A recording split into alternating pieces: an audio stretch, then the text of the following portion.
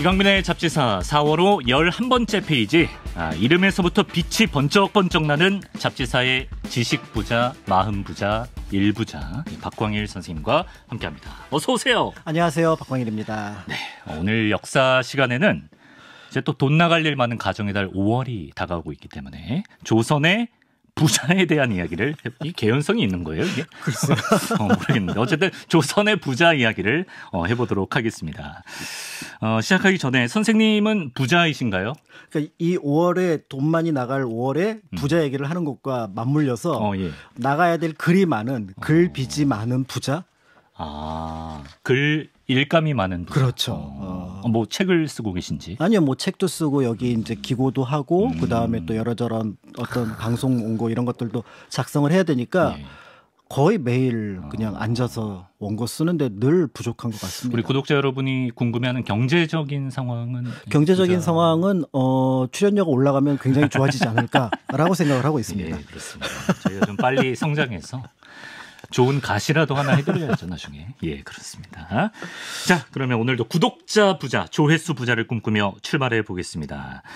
뭐 오늘날의 세계적인 기업인 CEO들도 그렇지만 사실 뭐 찐 부자들이라는 사람은 장사로 시작해서 대박난 사람들이 많지 않습니까? 그렇죠. 그러니까 이제 부자라고 했을 때 조선시대 권력형 부자, 그러니까 뭐 귀족이고 그다음에 어떤 권력이 있어서 그것 덕분에 뇌물을 봐서 부자가 됐다.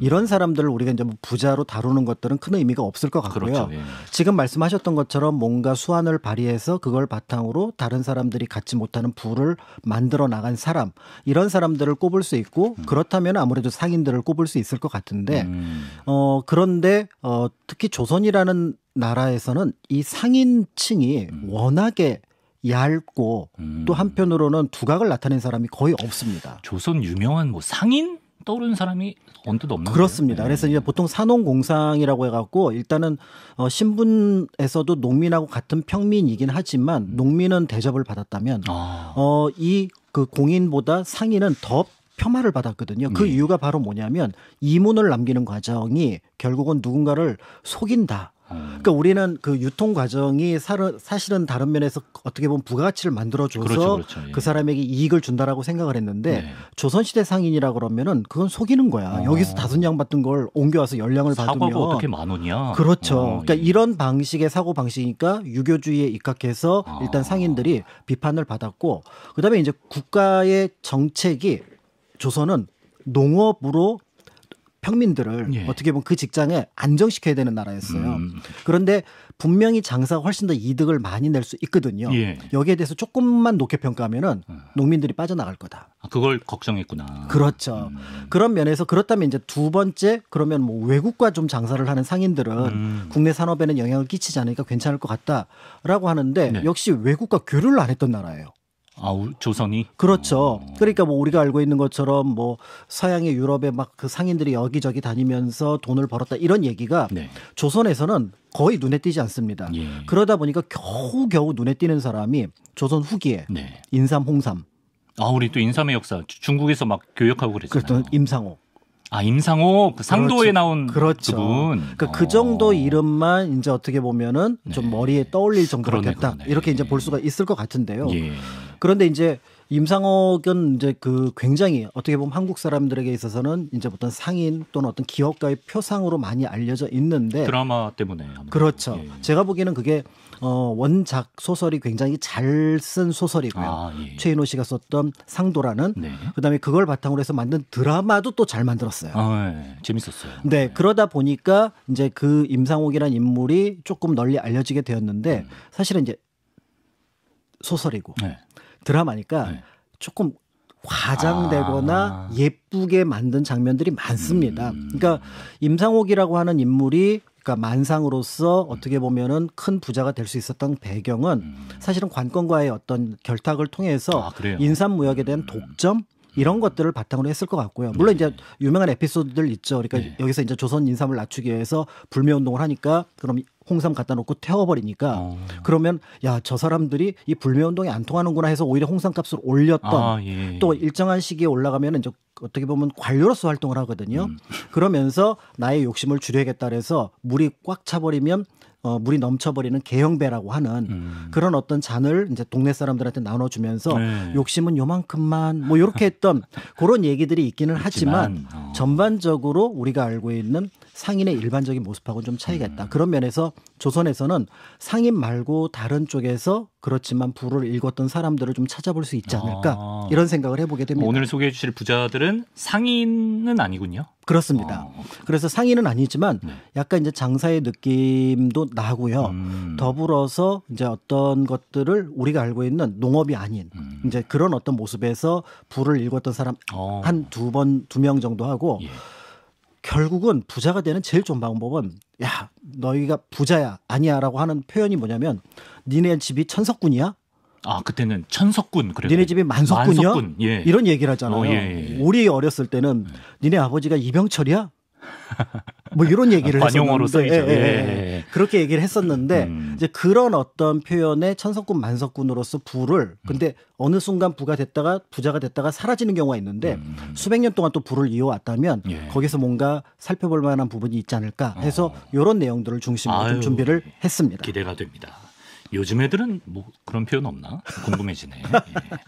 자, 그러면 첫 번째 부자 박지원의 소설 허생전에 등장하는 실존 인물이라고 하는데요. 바로 변씨 부자, 변부자를 소개해 주신다고요? 그렇죠. 우리가 알고 있는 이제 허생이 사실은 거기서 부자가 되는 방법 중에 하나가 막 독과점도 하고 매점 매석도 하고 막 그러면서 부자가 되는데 중요한 건 이 허생이라는 선비가 맨날 놀다가 어느 순간 나 돈 벌러 갈게 하고 가서 돈을 벌어 가는데 그 종잣돈을 장안의 가장 큰 부자였던 변부자에게 만냥을 빌려옵니다. 만냥을 빌렸구나. 근데 그게 대략 한 10억 정도 되는 거거든요. 그러니까 사실은 누가 갑자기 10억을 빌려줄까라고 하는데 이 소설 속에 등장하는 변부자가 그러니까 이제 허생전의 소설이니까 허생은 완전히 허구의 인물이거든요. 예. 그런데 박지원이 이 소설을 쓸 때 자신이 알고 있던 누군가를 이 변부자로 설정을 한 거죠. 실제로 변씨 부자가 있었군요. 바로 변계영이라고 하는 인물입니다. 아, 변계영. 네, 그래서 이 변계영이라고 하는 인물이 역관이었거든요. 역관이요? 우리 예전에 역관 배웠었잖아요. 통역관. 사역원에서. 그러니까 이 사역원으로서 좀 부를 읽었던 이 사람이 이제 허생에게 돈을 빌려 주었다. 이제 이렇게 알려져 있는데요. 이제 그런 면에서 이제 부를 그러니까 조선시대 좀 후기에 좀 넉넉하게 가지고 있었던 사람들은 통역관 출신들이 좀 있습니다. 역관이 어쨌든 나란히라는 공무원 느낌 아닌가요? 그렇죠. 공무원이죠. 그러니까 사역원에서 받는 어떤 월급을 받고 이제 일을 해야 되는데 근데 어떻게 부자가 그런데 이제 역관이니까 두 가지 점에서 약간의 그 돈을 벌 수 있는 구멍이 있습니다. 바로 첫 번째는 뭐냐면 일단은 중국 무역을 계속 하다 보니까 중국을 왔다 갔다 하다 보니까 조선과 중국의 물가 차이가 보이는 거예요. 조선에서 싼 게 중국에서는 비싸고 또 중국에서 싼 게 조선에서 비싸고 대표적인 게 조선에서는 싼데 중국에서 비싼 거 두 개 물품 인삼과 담배. 엄청나게 가격 차이가 났거든요. 근데 중국의 비단이 또 조선에서 엄청나게 비쌌습니다. 그렇겠죠. 요 관계를 알고 있었고 두 번째는 일정하게 그 사역원들한테 별도의 어떤 그 비용을 지급하지 못합니다. 조선에서는. 그러니까 약간의 물건을 가지고 가서 현지에서 교류하는 걸 허락을 하거든요. 근데 요거를 살짝 분량을 좀 늘리면 그러면 인삼 좀 가져가고 그다음에 또 담배 좀 가져가고 하면 이게 꽤 짭짤한 수입이 나는 거고 요거를 이제 혼자서 부자가 되겠다고 하면은 바로 들통이 나겠죠. 그럼 주변 사람들하고 좀 나눠서 같이 가다 보면은 저 사람 인심이 좋아. 그러네. 인심이 좋아. 옛날에는 그 선물을 그렇게 이제 표현을 했었거든요. 저 사람은 인심이 있어 없어 이런 식으로 표현을 했었는데 이제 이런 방식으로 부를 읽었던 것으로 보여지는데요. 그런데 이제 이 사람이 허생에게 이제 그런 얘기를 합니다. 돈을 빌려주는데 소설에서 나중에 이제 돈을 허생이 이제 크게 벌고 나서 갚으러 옵니다. 그랬더니 이자를 감해줄게. 이자를 감해준다 그러는군요. 당신은 크게 돈을 벌었고 내 뜻에 맞는 장사꾼이었으니 이자를 감해줄게. 여기서 나오는 이자, 고리대금. 그렇죠. 고리대금업을 한 거죠. 소설에서 뭐 감해줬다 그러지만 고리대금업을 한 거는 그렇죠. 그러니까 기본적으로 역관이 일정량의 종잣돈을 벌면은 그걸 가지고 주변에 고리대금업으로 해서 그걸 바탕으로 부를 읽어 나갔겠구나라는 것들을 요 소설 속에 그리고 실존 인물이었던 변계영을 통해서 짐작해 볼 수가 있습니다. 야, 이런 식으로 이제 역관이었던 변계영이 부를 쌓게 되는데 그의 부와 직책이 아들들에게도 이어진다고요. 그러니까 저는 이제 그 변계영만 알고 있었는데 자료를 찾아보니까 그 다음 대까지 그게 이어지더라고요. 아들들도 그럼 역관을 그렇습니다. 아들이 있는데 되게 흥미로운 게 2명은 중국어, 그다음에 2명은 몽골어, 2명은 일본어 역관을 만들었어요. 아들 6명이 통역관이에요. 외국어 능통자예요. 약간 나눠서 둘둘둘 나눴네요. 그렇죠. 외국어를. 그러니까 이제 중국어, 그다음에 몽골어, 그다음에 일본어니까 이 아들들끼리 모이면 동아시아 정세가 다 보입니다. 요즘 몽골 정세 어때? 마시장, 우시장 상황이 어때? 예. 일본 요즘에 은, 구리 생산량 어때? 요즘에 인삼이 또는 거기 비단 요게 다 보이잖아요. 이거 노린 건가? 일부러 외국어를 이렇게 배분해 준 거 아니에요? 아니 원래 이제 역관 집안은 원래 이제 가승을 하는 직업이긴 한데 이렇게 분산시켜서 그러니까 언어를 그러니까 지금으로 치면은 막 그 해지하는 느낌으로 그런 어떤 느낌으로 이렇게 이제 정보를 이제 하게 되니까 자연스럽게 이게 이제 부자가 돼서 그 다음에 이제 손주 때였던 변승업 때 이르러서는 어마어마한 부자가 됩니다. 그러니까 이제 변승업은 변계영을 훨씬 능가한 할아버지를 능가하는 그 부자가 되는데요. 네.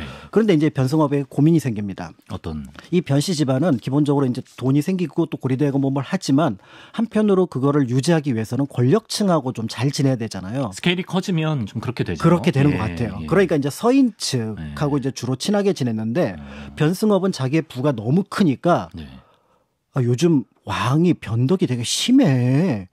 숙종이거든요. 예. 뭐 서인이 언제 날아갈지 모르고 남인이 언제 집권할지 모르고 그럼 어떻게 해야 돼? 이런 상황인 거잖아요. 그러니까 이제 고민을 합니다. 그래서 나의 부를 유지하기 위해서는 그럼 또 하나의 정치적인 인맥을 만들자. 그래서 쭉 봤더니 자기 아들하고 혼기가 딱 찬 배필이 있는 거예요. 딸이 장현의 딸을 데리고 와서 혼인을 시킵니다. 네. 근데 이 장현이 누구냐면 장형이라는 사람의 사촌인데요. 그 장형의 딸이 희빈장 씨입니다. 그래요? 그렇죠. 엄청난 가문이랑 엮였구나. 그러니까 희빈장 씨는 남인이랑 연결돼 있잖아요. 남인 소론하고 연결돼 있잖아요. 서인 남인 다. 그렇죠. 그리고 장형이 이 혼인을 받아들였던 이유 중에 하나는 장형 자체가 엄청난 부자입니다. 그래서 희빈장 씨가 사실은 후궁이 되고 나중에 왕비로 올라가고 정치적인 자금을 활용을 할 때 그 당숙이었던 장형에 돈을 썼다라고 알려져 있거든요. 그러니까 자연스럽게 이 변승업 보기에는 인맥도 작고 그다음에 또 넉넉한 사돈도 없고 이러면서 이 부를 이제 유지해 나가려고 하지 않았을까 이런 면에서 한편으로는 부를 만드는 것도 중요하지만 또 유지하는 과정도 중요하다고 생각을 했는데 그런 변승업이 죽을 때 이상한 유언을 합니다.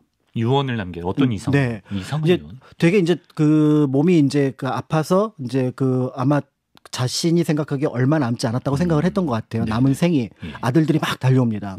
제가 장부를 보니까 저희 아버지 그 빌려주신 돈이 50만 양이던데요. 한 4,500억. 예. 다 돌려받아야죠. 이거 어떻게 받을까요? 이거 채권 회수 어떻게 할까요? 뭐 맡길까요? 아니면은 뭘 저희들이 직접 가서 추심을 할까요? 이렇게 얘기를 했더니 변승업이 그 돈 받지 마라. 왜요? 50억인데. 그러니까 500억. 500억? 네. 왜. 그러니까 그 변승업이 생각할 때 이 돈을 만약에 받으려고 달려드는 순간 그 집들이 이 변승업이 가지고 있는 그나마의 나머지 부가 꽤 있을 거 아니에요. 이 부에 타격을 줄 수 있다고 봤던 거고 두 번째는 자기 아들들이 자기만큼의 어떻게 보면은 금전 관리나 인맥 관리를 못할 거라는 불안감. 그러니까 차라리 이 돈을 포기하고 지금 남은 재산을 유지하는 게 낫지. 이 돈을 받으려고 했다가 문제가 생긴다면 오히려 위험할 수 있다라고 판단을 했던 것 같습니다. 예언의 화를 방지하는 그렇죠. 뭐 부자만의 어떤 통찰력이랄까 그런 것 같아요. 그래서 이 부자만의 통찰력은 실제로 반은 맞고 반은 틀린 것으로 보이는데 결국 그 아들들이 스스로 재산 분쟁을 해서 그 변승업의 부는 그 다음 때에는 볼 수가 없게 됩니다. 그러니까 설사 그 돈을 받았다고 하더라도 아들들이 어떻게 보면은 그 돈을 간수하지 못했을 가능성이 있고요. 두 번째는 만약에 그 돈을 받으려고 했다가는 단순하게 돈을 잃는 것을 넘어서서 어떻게 보면은 뭐 목숨이라든지 아니면 가문 자체의 어떤 위험이라든지 이런 것들을 불러들였을 수 있는데 그 정도는 막아냈다. 이제 이렇게 본다는 점에서 어쨌든 변승업은 이게 이제 맞는지 틀린지에 대해서는 논자들마다 좀 다를 수 있겠지만 제가 보기에는 그런 느낌이 듭니다. 이제 확실한 건 한 500억 정도 되는 돈을 포기해서라도 지켜야 될 더 많은 돈이 있을 만큼 부자였다. 그렇죠. 그러니까 알 수가 있네요. 조선시대 이제 부자 하면은 역관을 먼저 떠올리시면은 될 것 같습니다. 그래서 지금도 크게 다르지 않아서 이제 외국어 잘하면 기회가 훨씬 더 많이 생기는 거는 분명하죠. 당시에는 이제 청어라고 불렀던 만주어나 한어가 중심이 되지만 이제 지금은 뭐 영어 뭐 이런 그렇죠. 것들이 필요할 수 있을 것 같습니다. 썬킴 씨 월요일에 나온 썬킴 씨도 영어 잘해서 결국 이제 방송을 시작한 거 아니에요? 그렇죠. 그분은 영어 잘해서 부자가 될 수 있을 것 같아요. 영어도 잘하죠. 중국어도 잘하시죠. 일본어도 잘하죠. 다 예, 그렇습니다. 술도 잘 드시고. 예, 알겠고요. 자, 이렇게 변승업이 중인 출신 이제 역관 가문을 이어받아서 이제 부자가 된 인물이라면 이번에는 양반으로서 부를 축적한 인물인데요. 대대손손 얼음을 팔아서 한양 일대 큰 손으로 불린 강경환 부자가 있군요. 그렇습니다. 그래서 강경한이 아니고 강경환 발음을 잘 하셔야 되는. 강경한 아니고 강경환이라고 하는 인물인데 보통 이제 우리가 조선시대 그 양반이라고 하면은 책을 읽고 그다음에 이제 뭐 지주로서 이제 뭐 소장농들을 이렇게 잘 이렇게 다루고 요런 정도로 생각을 하지만 사실은 경영 능력이 뛰어났던 양반들이 굉장히 많습니다. 그러니까 어떻게 보면 이제에 밝았다 이런 표현을 하게 되는데 가장 대표적인 인물이 바로 이 집안이에요. 강씨 집안. 그래요? 그런데 이 강씨 집안이 이 강경환 때 비로소 부자가 된 게 아니라 그 전부터 부자였었고 지금 말씀하셨던 얼음 장사 그 시작을 하게 된 거는 아주 오래된 선조였던 강희맹부터 시작을 합니다. 근데 강희맹 좀 익숙한 이름 아니에요? 강희맹? 강희안. 우리 양화소록. 지난주에 꽃놀이 특집에서 온실 만들어서 귤 키운 분 아닌가요? 그 온실 만들어서 귤 키운 그 강희안의 그 양화소록이란 책을 지은 동생이 바로 강희맹입니다. 그 강씨 집안이구나. 네. 그러니까 이제 강희안은 그 꽃을 키우면서 즐겼지만 이분은 이제 굉장한 대학자이기도 하고 정치가이기도 하거든요. 뭐 세조 그다음에 예종 성종연간의 공신으로 책봉이 되기도 했습니다. 근데 이분은 돈에도 밝았던 것 같아요. 그래서 가만히 보니까 우리 집이 큰 집이잖아요. 대단히 살림이 큰 집인데 이모부가 세종이니까. 그렇지. 맞아요. 그러니까 큰 살림인데 한 여름 가을쯤 되면 얼음이 많이 필요한 거예요. 그래서 그 얼음을 그냥 개인적으로 그 한강에서 떠다가 자기 집에 조그마한 창고를 합정 쪽에다가 만들어 놓은 거예요. 얼음 창고를. 그런데 이제 이걸 가만히 보니까 동네 사람들이 좀 파세요 이러는 겁니다. 그래서 그걸 한 번씩 두 번씩 팔다 보니까 사업이 돼요. 얼음이 굉장히 비쌌거든요. 조선시대는. 얼음 귀했다고. 네. 그러니까 그게 자연스럽게 강씨 집안 가업으로 이어졌고 그게 가장 융성했을 때가 지금 말씀드렸던 강경환이라고 하는 이제 인물 시절 정조 때 그 즈음으로 볼 수가 있습니다. 그런데 뭐 동빙고나 서빙고 이런 얼음 창고들은 이 얼음이 귀해서 나라에서 다 관리하는 거 아니었나요? 이제 그거는 구경창고라고 보시면 돼요. 그러니까 구경창고가 옥수동의 동빙고 그다음에 서빙고역에 서빙고. 그래서 서빙고는 8개 창고였고 동빙고는 하나 창고였는데 그다음에 이제 창덕궁 내 내빙고 요렇게 있었는데 요거는 이제 궁궐에서 하는데 고위 관료들은 이제 그 5월 5일 지나게 되면은 이제 임금님이 반빙이라 그래서 얼음 몇 개씩 이렇게 나눠줍니다. 하사하는구나. 그럼 아이고 얼음이 생겼어. 그러면서 바로 이제 그 빙표라는 걸 받아갖고 서빙고로 보내요. 그럼 서빙고에 이제 노비들이 뛰어가서 그거 가지고 이제 집에 오면은 그 저기 그늘진 데다가 놓고 이제 그걸 가지고 뭐 화채를 만든다든지 음식을 재는 데다든지 이렇게 쓰거든요. 그런데 민간에서도 조선 후기가 되면은 이제 얼음 수요가 급증을 하게 됩니다. 그래요. 예를 들어서 이제 여름에 조금만 지나면 생선 못 먹거든요. 상하니까. 그런데 이제 싱싱한 생선을 먹고자 하는 욕구가 계속해서 늘어나게 되니까 얼음에 재워 놓는다든지. 그다음에 육고기라고 하더라도 그 서울은 그 소고기나 어떤 그 육고기의 소비가 굉장히 많기 때문에 미리 잡아놓는 경우가 종종 있습니다. 그러니까 이거는 우금령하고 별개로. 그러면은 그 육고기를 또 냉장 처리하기 위해서라도 얼음이 필요한데 이제 이 얼음이 구경 얼음 갖고는 안 되잖아요. 수요가 폭발해서. 그러니까 자연스럽게 사빙고들이 곳곳에 자리를 잡고 있었어요. 그러니까 그 사빙고 중에서 가장 큰 규모를 가지고 있었던 게 강씨 집안, 강경환의 집안이다. 이렇게 보시면 될 것 같습니다. 사람들이 이제 신선식품의 매력에 빠지면서 이제 사빙고까지 등장했다. 그렇죠. 자, 이렇게 민간의 얼음 수요가 급증하면서 강씨 집안의 독점이 이어지자 이를 막기 위한 세력이 등장했다고 하는데 빙계라는 조직이 있습니까? 그렇죠. 그러니까 이제 강경환네 집안이 계속해서 얼음으로 부자가 되는 걸 보니까 속상한 사람들이 몇 명 있는 거예요. 그러니까 조그만 사빙고 하는 사람들. 예. 이런 사람들이 있는데 영세 사빙고들이 있고 그다음에 이제 그 아전들이라고 하는 하급 관리들이 보면 아니 일은 우리가 다 하는데 결국은 나중에 보니까 이익은 저 사람들이 다 가져가는 것 같고 그러니까 우리 손을 잡자. 그래서 개를 만들자. 개. 조선 사람들은 개 만드는 거 되게 좋아하거든요. 타도 강경환. 그렇죠. 타도 강경환의 우리의 개의 이름은 얼음. 그래서 빙계. 빙계. 약간 좀 어감이. 그래서 빙계를 만들어요. 빙계. 예. 그래서 이제 장빙업자가 학원 관리하고 정부 관리하고 교섭을 합니다. 네네. 정부에서 그 동빙고, 서빙고 갖고만 부족하지 않습니까? 저희가 17,000개의 얼음을 무상으로 정부에 제공하겠습니다. 호조해서 그래? 그 다음에 추가되는 것들은 시중 가격의 10분의 1 가격으로 올리겠습니다. 그거 얼음 장빙하는 게 굉장히 국가에서 그러니까 비용이 많이 들어가는 거거든요. 예. 근데 이거를 이 집에서 해준다는 거예요. 알아다 해준다니까. 그 대신 원하는 게 뭐야? 네. 우리가 얼음을 독점하게 해주십시오. 판매를. 강씨 집안은 배척하고. 뭐 강씨 집안만 파는 게 아니라 우리도 팝시다. 어차피 팔면 되는 거 민간이 쓰면 되는 거니까. 잘 좀 봐주십시오. 예. 이 협상이 먹혀 들어간 거예요. 그래요? 그러니까 이게 이제 빙계를 중심으로 해서 이제 소위 말해서 한강 얼음 독점이 시작이 된 겁니다. 그러면 이제 저희 강경환 손가락 빨고 있을 순 없죠. 그렇죠. 대책을 세워야지. 이제 강경환 쪽에서는 이제 여기에 대해서 이제 난리가 난 거잖아요. 가업인데. 그렇죠. 그러니까 이제 여기에 대해서 이제 빙계를 공격할 이제 여론 작전에 들어갑니다. 이제 요즘 얼음값이 어때요? 얼음값이 올랐다며. 크게 올랐대. 이런 소문을 일단은 좀 이제 많이 만들어내고 그다음에 이제 한성부 관리를 통해서 요즘 얼음 공급 충분해요. 근데 짐작하시겠지만 당군 이래로 경기가 좋았던 적이 단 한 번도 없고요. 그렇게 물어보면 너무 호황이야 이런 사람 없죠. 그렇죠. 늘 부족하잖아요. 그렇죠. 그러니까 또 한성부에서는 부족하죠. 그러니까 이 자료를 다 모아서 빙계를 공격한 겁니다. 빙계 이 사람들로는 택도 없다. 독점을 하잖아요. 얼음을. 얼음 독점이 가지고 있는 폐해. 우리는 자유시장 경제 이런 것들을 해야 되는데 이게 그렇죠. 뭐냐. 이 시장 경제에 반하는 것이고 저기 대아메리카 제국에서는 있을 수도 없는 일이다. 보이지 않는 손이 있다. 이렇게 얘기를 하면서 정부를 협상을 하니까 그런 것 같아요. 또 강경환네 집안이 굉장한 고위층이기도 하니까 그래서 이제 여기에 대해서 중재안이 나옵니다. 그래서 일정 영역 그러니까 이제 한남에서부터 이제 그 마포까지만 빙계가 차지하고 그 외의 영역은 자유롭게 그러니까 그쪽 얼음을 뜨는 부분과 그쪽 얼음을 관리하는 부분은 빙계가 맞대. 그 외의 것은 자유롭게 해라. 사실은 자유롭게 하라는 거는 마포 미치 합정이잖아요.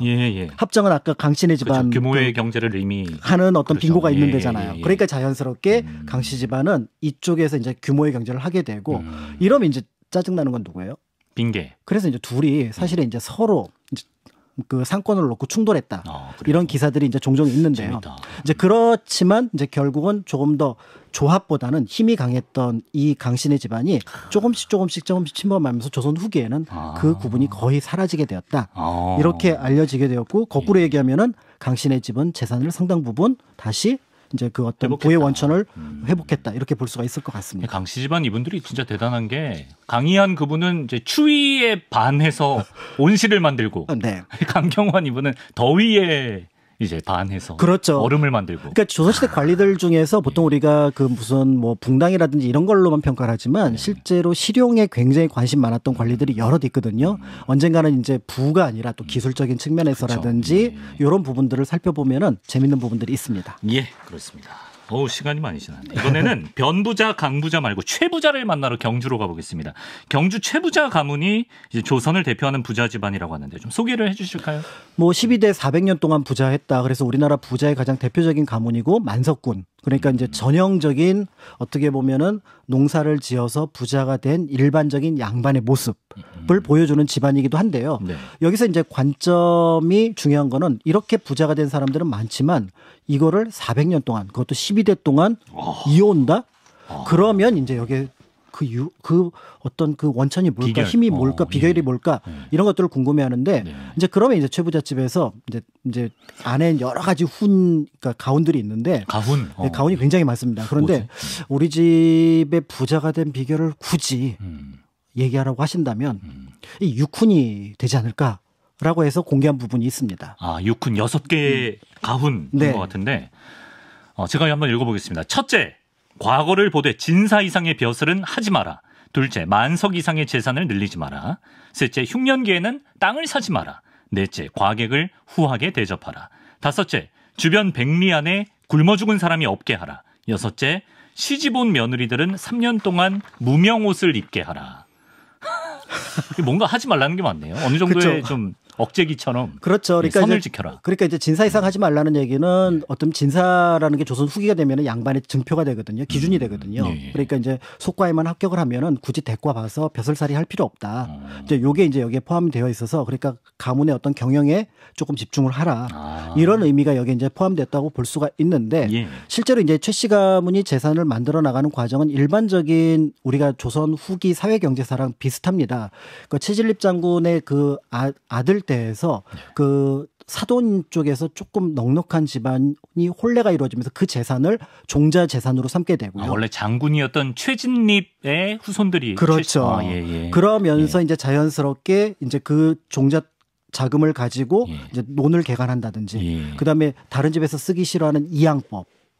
이양법이 굉장히 위험한 투기적인 농법이거든요. 그래요. 모를 심었는데 그거 물 안 되면 그냥 망합니다. 그렇죠. 근데 밭변은 어지간히 비가 안 와도 버티거든요. 네. 그러니까 이제 이런 이양법을 했다는 얘기는 이제 수리 시설까지 어느 정도 만들어 놨다라고 그러네요. 볼 수가 있는데요. 예. 그러니까 이제 생산력이 높아지니까 그걸 바탕으로 부를 일궈서 조금씩 늘려 나갔다. 이렇게 볼 수가 있는데 네. 여기서 이제 흥미로운 부분은 만석 이상의 재산을 늘리지 마라 하고 그다음에 이제 흉년기에는 땅을 사지 마라 이 부분입니다. 그러니까 뭐 과객을 후하게 대하라. 그다음에 주변 백리 안에 굶어 죽은 사람이 없게 되는 게 노블리스 오블리주에 대한 표현이고. 그러네요. 예. 그다음에 며느리들에게 3년간 무명옷을 입혀라는 좀 검소한 생활. 뭐 예. 이런 거라고 볼 수 있는데 예. 이 두 개가 오히려 이게 부자를 막는 요소일 수 있거든요. 그런가요? 검소와 만석 노블리스 이상하지 오블리주. 마라. 그 첫 두 개. 네, 그 두 번째와 세 번째. 재산 늘리지 만석 이상하지 마라. 흉년기에 땅 사지 마라. 예를 들어서 예. 기업들 같은 경우 M&A 들어갈 때 갑자기 기업 가치들이 뚝뚝 떨어지면 그렇죠. 저 기업 사면 되거든요. 그렇죠. 그러면 내 기업이 그다음에 더 커질 수 있는 그렇지. 거고. 그다음에 아니 그렇다면 재산을 점점점 규모의 경제를 해야지. 만석보단 2만석이 낫고 2만석보단 3만석이 나온 거 아니냐. 그러네. 이렇게 생각을 할 수가 있는데 왜 그랬을까요? 그런데 이 두 가지가 사실은 어떤 의미에서 보면은 단기 이익이냐 장기 이익이냐를 봤던 것 같아요. 이게 뭐 약간 도덕성 이런 것도 있겠지만 그렇죠. 경영적으로도 이게 득입니까? 그렇죠. 네. 예를 들어서 네. 흉년기에 땅을 사지 마라는 네. 그때부터 흉년이 시작되면 지금하고 다르게 몇 년 동안 지속이 돼요. 그럼 지금 땅을 사면은 이 투자는 앞으로 계속해서 손실이 나는 투자일 가능성이 많습니다. 예. 현실적이구나. 그렇죠. 예. 그다음에 만석 이상의 재산을 갖지 마라는 뭐냐면 네. 내가 관리할 수 있는 소작인과 마름을 통한 소작인의 어떤 관리가 한정되어 있는데 네. 이걸 계속 늘렸을 때 네. 지금은 우리가 생각할 땐 자본주의에서는 규모의 경제가 되지만 예. 농사에서는 결국 인력 구조잖아요. 관리가 안 돼요. 약간 체인점 한도 끝도 없이 늘리면 약간 관리 안 되는 거죠. 그렇죠. 위생 안 되는 그거는 거죠. 관리 안 되면 이익이 발생하지 않는 거죠. 예. 그래서 가끔 어떤 게 있냐면 예. 풍년이 들었을 때 결정한 소작료보다 더 내지 않고 그 소작의 풍년이 된 이익을 소작농한테 넘깁니다. 이것도 부자가 되는 것과는 좀 별개인 것처럼 보이는데 예. 이건 어떤 의미가 있냐면은 이제 소작농들이 그런 얘기할 거 아니에요. 최부자의 땅을 일구면은 풍년이 나면은 나한테 추가 이익이 생겨. 그러면 네. 양질의 소작농을 구할 수 있습니다. 인재한테는 또 충분히 보상이 가야죠. 그렇죠. 그런데 이걸 그렇다고 주먹국으로 넘겨주느냐? 그렇진 않습니다. 소작료를 정할 때 이게 풍경을 놓고 지주하고 소작농하고 맨날 싸우거든요. 예. 지주는 맨날 풍년이다. 그다음에 소작농은 맨날 흉년이다. 이렇게 얘기를 하거든요. 그렇겠죠. 예. 그러니까 이 부분은 사실은 이 집안의 가주라고 할 수 있는 그러니까 장자나 장손이 현장 가서 반드시 확인하는 걸 원칙으로 합니다. 그러니까 소작농들이 볼 때는 정확하게 하고 이익이 남으면 우리한테 이월하고 이양하고 그러면 이 집에서는 농사를 지어도 괜찮겠다. 그런데 그걸 관리할 수 있는 지역이 보통 우리가 만석군이라고 하면 한 100만 평에서 200만 평 정도를 가리키거든요. 예.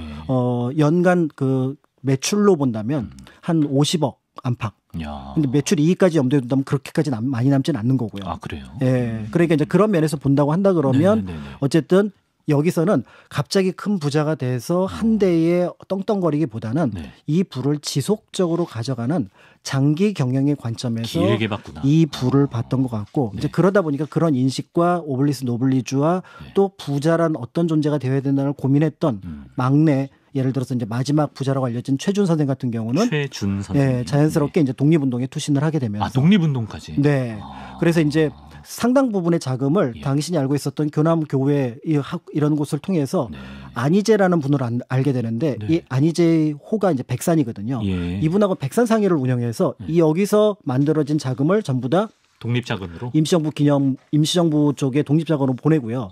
자기 동생 최환을 실제로 임시정부 요인으로 보내기도 합니다. 아, 그래요. 그다음에 이제 사촌 매형이 박상진이라는 분인데 대구 쪽에서 엄청나게 활동했던 독립운동가입니다. 독립투사요. 예, 이 분을 지원을 하는 과정 속에서 사실은 여러 사건에 연루되기도 했었고, 이제 이런 모습들을 보여주면서 이제 부자가 부를 누리는 것, 유지하는 것과 그다음에 더불어서 그 부를 어떻게 쓸 건가 이런 것들을 하고 나중에는 이제 그 독립운동에서 살짝 이제 거리가 멀어지게 되니까 광복 이후에는 이제 학교를 운영을 하게 됩니다. 학교요? 예, 그래서 대구대학교는 학교를 운영하게 되다가 이거를 더 잘 관리할 수 있는 당시 삼성 쪽으로 넘기게 되는데 삼성 기업으로 이병철 쪽으로. 그런데 이제 이때 이제 삼성이 이제 사카린 밀수 사건으로 이제 사회적 지탄을 받으니까 이거를 헌납을 해요.